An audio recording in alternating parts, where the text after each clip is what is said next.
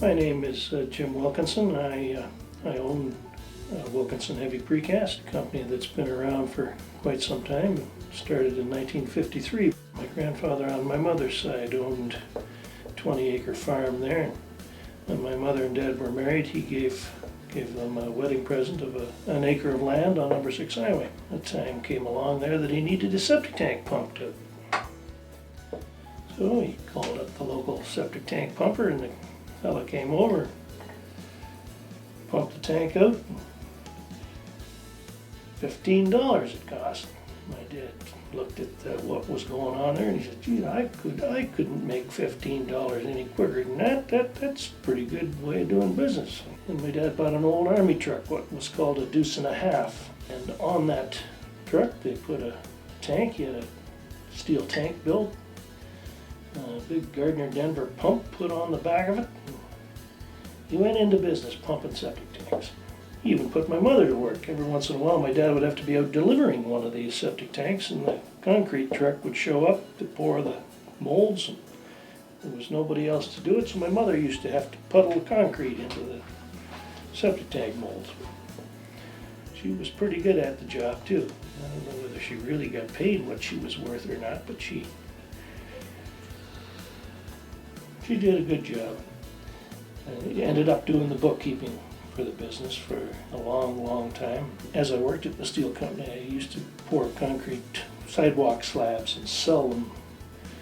I don't know whether Revenue Canada's listening or not, but at the time I was selling these sidewalk slabs and making some money. Got to the point where my dad's accountant went to my dad and says, "Look, you can't let this go on. This kid's making too much money here. You either got to hire him or fire him, one or the other." So I quit my job at the steel company. I came to work for my dad's company, W.E. Wilkinson Limited. My dad always had a couple of employees, but as he and I got working at it, we came to the point where we had a half dozen employees around. I've taken a step back, and now my son Matthew is the kingpin around our place, and he's doing a good job. He's quite interested. He's got some good people working with him. Harold Ross, he was I don't think he'd been president at that time, but he was going to be, and he roped me into coming in onto the board of directors. I found that maybe it's still the same. Once you're on that board of directors, you're heading for the presidency, whether you like it or not. Unless you're like Jim Aiken and you just refuse to do it. He was our political analyst on the board, and he did a very good job. It was an honor that I appreciated and I tried to take seriously. But it's something that a lot of you people that are out in the audience should contemplate. If someone comes to you about joining the board of directors of this Chamber of Commerce, it's a very worthwhile endeavor. All I can say is that you've got to be your own person. You've got to pay attention to where you're going in life and make your own decisions. You can have all the advisors you want, legal, accounting,